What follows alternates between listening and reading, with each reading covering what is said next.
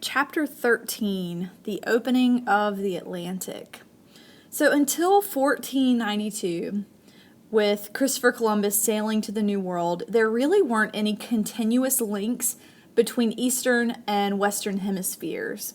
There were some voyages between them, like the expedition of Leif Erikson, and sweet potatoes were found in Polynesia that came from South America, so that tells us that there was some contact, but there wasn't permanent contact.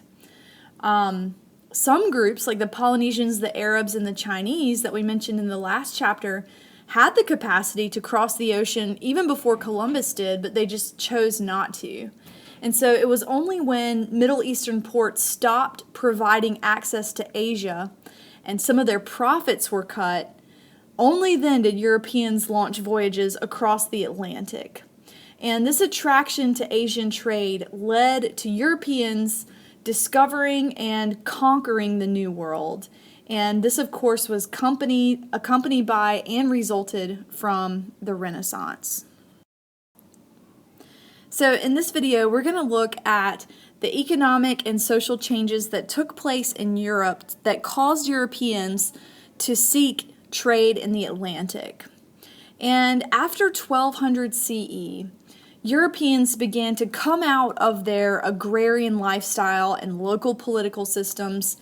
And the reason for that was because farming machinery improved, there were crop surpluses that would feed merchants and artisans, and so many people left the countryside to move into the cities because everyone didn't have to farm anymore. There was enough surplus for some people to be craftsmen. And so cities like those in northern Italy employed thousands of workers.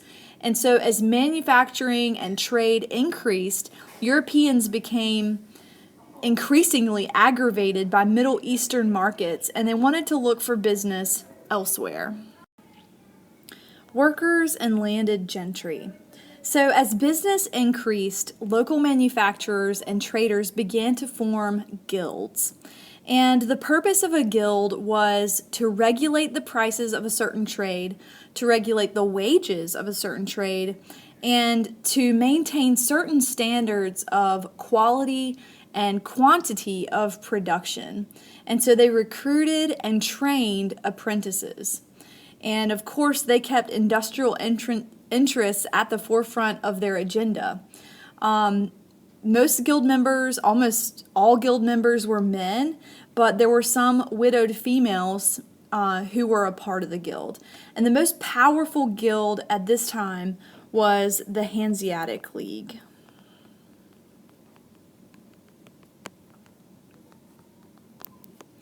And so the Hanseatic League was formed around 1150, and they were formed to represent German shippers. And the Hanseatic League dominated trade in the North and Baltic Sea, and this is between Scandinavia and Northern Europe. And they set up trading posts as far as Russia. They also lobbied for legal systems that, of course, would favor the Hanseatic League. And they carried many different goods on cargo ships, like grain, timber, honey, flax, tar, furs, wool, copper, and iron. And so by the 1300s, about 100 towns were affiliated with the Hanseatic League. And so as European states like the Netherlands and England and Sweden grew more powerful, they came to dominate the seas, and the Hanseatic League began to die out. Textiles and social conflict. So European capitalism, when I say capitalism, just think free trade.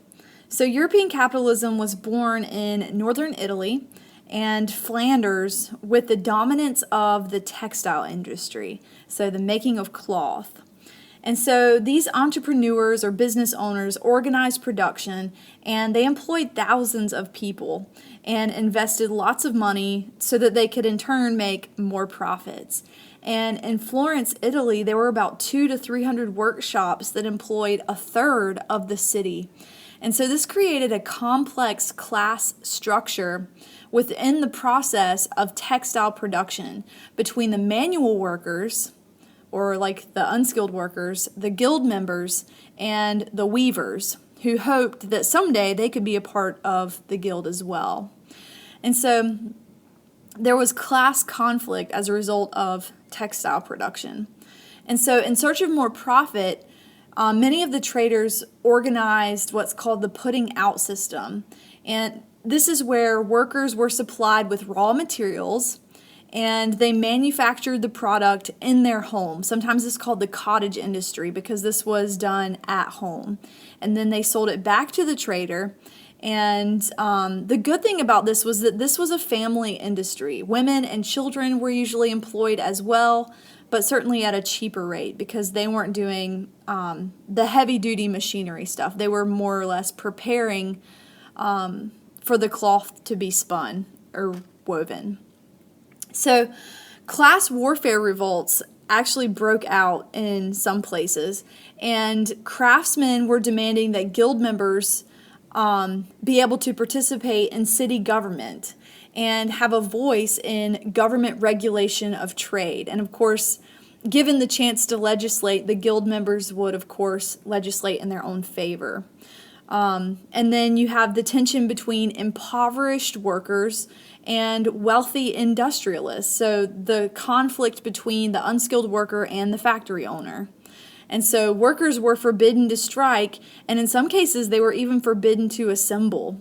And in Florence, where this class tension was the highest, there was a hanging of 10 organized workers just for assembling. So not only did urban workers confront the landed aristocrats, they confronted the church as well.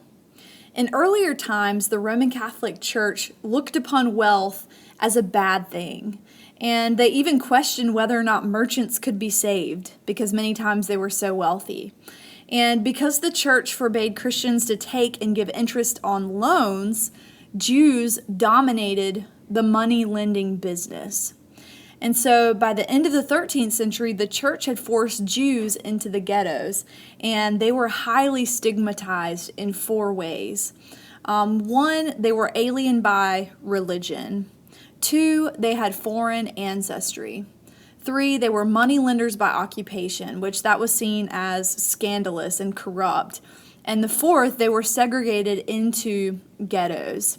They were nevertheless tolerated, though, until about the end of the 13th century, when they were heavily persecuted and sometimes even murdered and exiled. But as commerce, business, trade, capital, as all of that increased, the church began to revise its position on business.